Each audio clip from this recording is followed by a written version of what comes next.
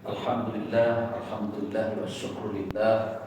Wala haula wala quwata illa binikmatillah. Bapak Ibu yang berbahagia yang rahmati Allah, marilah kita mensyukuri nikmat Allah. Alhamdulillah, kita sudah memasuki paruh pertama Ramadan 1444 Hijriah. Semoga apa yang sudah kita ikhtiarkan, apa yang sudah kita niatkan dari awal Ramadan sampai paruh pertama ini mendapatkan ridho Allah, dan puasa kita menjadi puasa yang imanan wahtisaban. Bapak Ibu yang dirahmati Allah, momentum pertengahan ini biasanya diwarnai dengan masjid-masjid itu mengadakan yang namanya peringatan Nuzulul Quran. Beberapa riwayat memang mengisyaratkan, menyatakan, dan beberapa ulama berbeda pendapat. Ada yang mengatakan turunnya Al-Quran itu tidak di bulan Ramadan, bulan Rajab. Ada yang bulan Sya'ban, ada yang bulan Ramadan. Ramadan itu sendiri Bapak Ibu ada yang awal Ramadan, ada yang 17 Ramadan, ada yang akhir Ramadan. Nah, yang benar yang mana? Yang benar yang mana Bapak Ibu? Yang benar yang ada di dalam Al-Qur'anul Karim. Inna anzalnahu fi lailatul qadar. Jadi turunnya Al-Qur'an ini ya saat bersamaan dengan turunnya Lailatul Qadar. Rasul Muhammad sallallahu alaihi wasallam melakukan yang namanya uzlah. Di mana? Di Gua Hira. Betul-betul menurut riwayat itu sudah hampir malam, hampir habis Bapak Ibu. Hampir habis itu sudah mendekati hari Senin. Jadi turunnya Al-Quran itu hari Senin. Jadi malam nanti hampir habis. Terus nanti Senin pagi itu malaikat Jibril turun ke langit bumi. Al-Quran ini kan diturunkan beda dengan kitab-kitab yang lain Bapak Ibu. Kalau kitab-kitab yang lain itu diturunkan langsung Pak, satu paket. Misalnya kitab Zabur miliknya siapa? Nabi Daud. Itu satu paket untuk umatnya. Kemudian kitab Taurat miliknya siapa? Nabi Musa. Itu juga satu paket untuk Bani Israel. Tidak berangsur-angsur, tidak bertahap. Kemudian kitab Injil miliknya Nabi Isa. Itu juga satu paket miliknya Bani Israel juga. Nah, Al-Quran ini turun satu paket dari yang namanya Lauhul Mahfuz. Satu pack gini Al-Quran ini. Inna anzalnahu fi lailatul qadar, itu satu paket ke langit bumi. Namanya Baitul Izzah.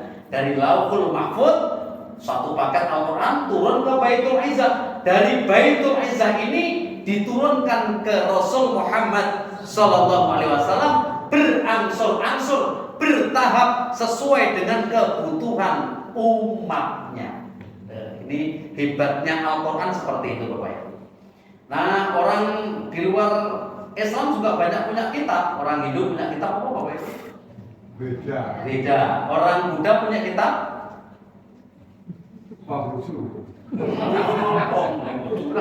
kepercayaan. Kenapa Pak? Nek boten apal dengan boten masalah Pak. Enggak ada doresnya Pak. Enter kalau mana Pak? Namanya kita bawa Tripitaka. Kemudian orang Konghucu juga punya kitab. Orang Zaudi, Zoroaster punya kitab namanya Zen Avesta. Nah, ini punya masing-masing punya kitab, termasuk agama kepercayaan punya kitab juga namanya Serat Centini ataupun Darmo Gandul. Yang penting ampun gandulin bahkan.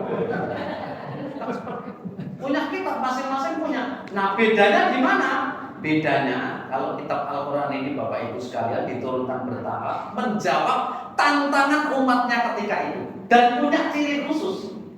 Al-Quran diturunkan kepada orang yang mulia, orang yang ummi, tidak ngerti baca tulis huruf. Dulu zaman jahiliyah Bapak Ibu, Arab itu zaman Arab masa lalu sebelum Al-Quran turun itu jahiliyah, benar-benar jahiliyah. Bagaimana tidak Ibu Bapak sekalian? Wanita itu hanya dilahirkan dan untuk melahirkan. Itu tugasnya begitu Pak. Dilahirke, tugasnya melahirke. Liyane ora. Keporo ada kok lahir wanita ditanam hidup-hidup. Umar Ibnul Khattab sebelum masuk Islam pernah menanam hidup-hidup anak perempuannya usia 9 tahun. 9 tahun ditandur untuk persembuhan para dewa. Caranya nandur pripun? Nggih di duduk teng lemah, bar itu diceblok kayak teng Arab ditendi watu. Gitu nek ngantek mati bengok-bengok ora urusan wong itu persembahan dewa. Saya bengoke seru, saya dewane men krungu. Gitu. Anak berarti dirindik dewane sok ora krungu. Gitu. Reca bladak Solo niku nek krungu urip kok. Reca bladak Solo niku nek krungu urip. Mula nek dari Solo alun-alun kesuwen. Recane ra pati krungu, nek krungu pelakon iso urip.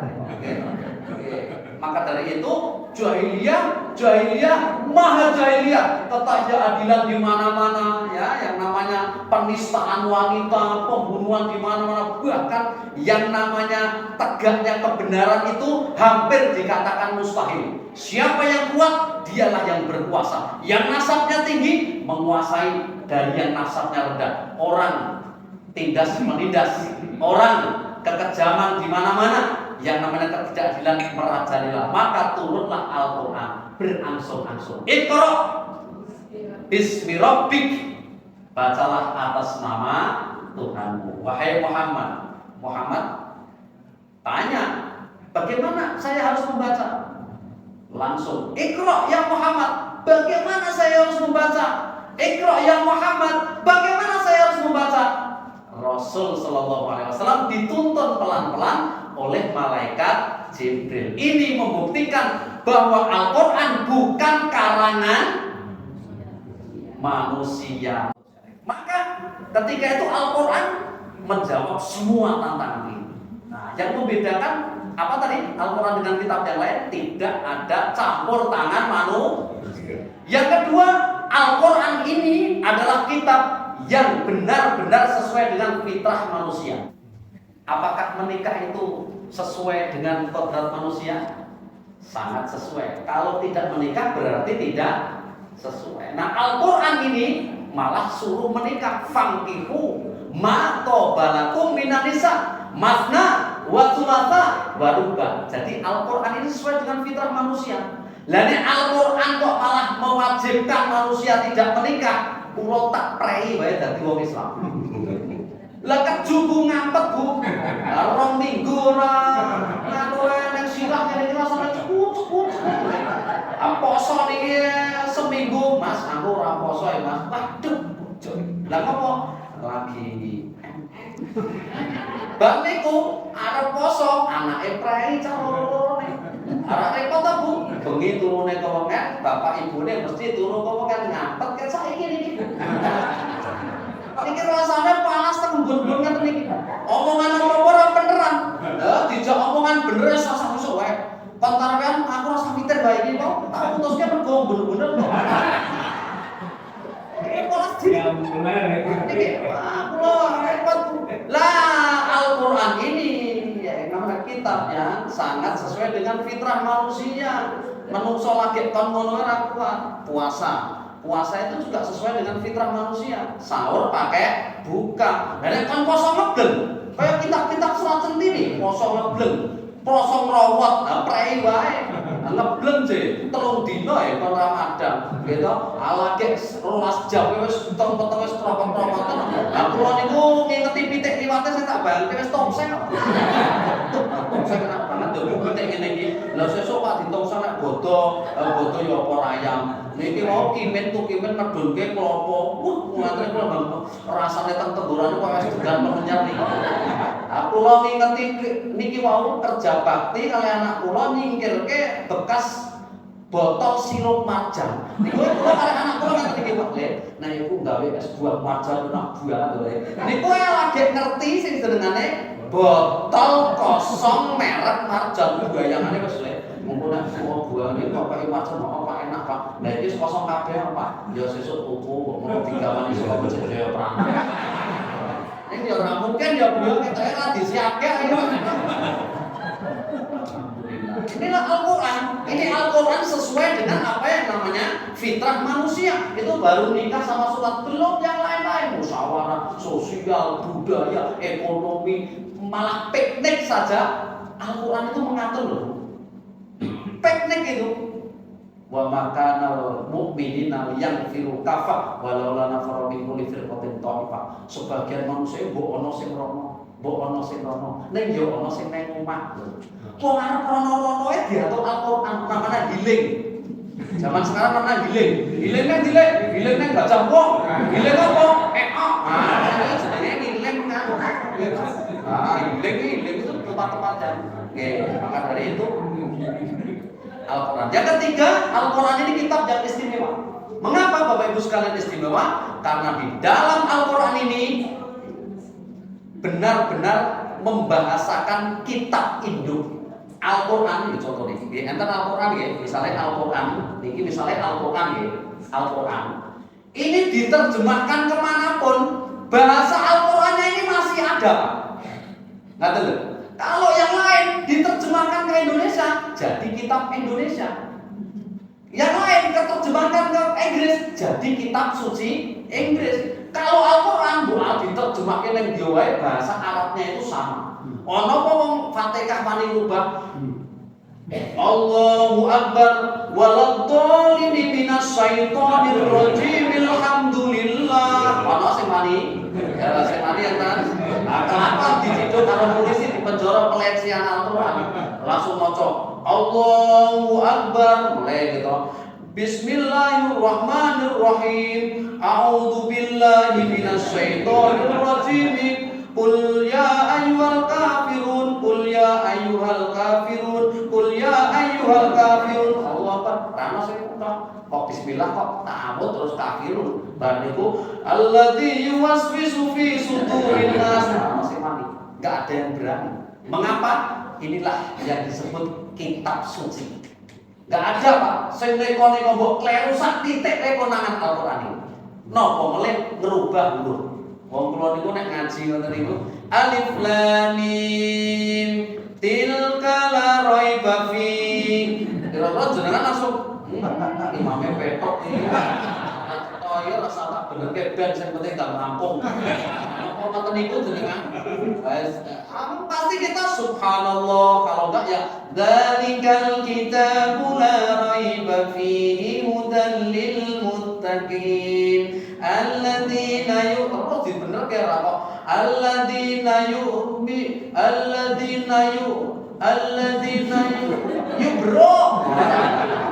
dibenerke alladzina yu'minun ora wani kok yu sapa yu jumlah itu enggak berani.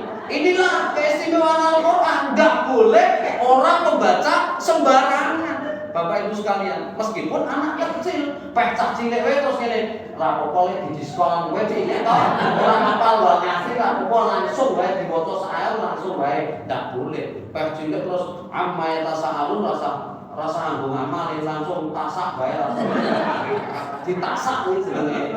Nah, ini bukan seperti itu. Inilah Bapak Ibu keistimewaan Al-Quran. Ada 3 yang membedakan. Tadi apa yang pertama? Tidak ada campur tangan manusia. Yang kedua sesuai dengan fitrah manusia. Yang ketiga kitab induknya dimanapun sama.